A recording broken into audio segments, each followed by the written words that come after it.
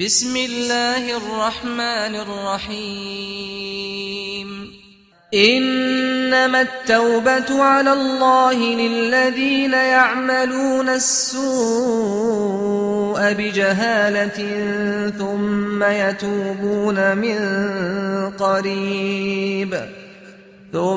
يتوبون من قريب فأولئك يتوب الله عليهم وكان الله عليما حكيما. وليست التوبة للذين يعملون السيئات حتى إذا حضر أحدهم الموت قال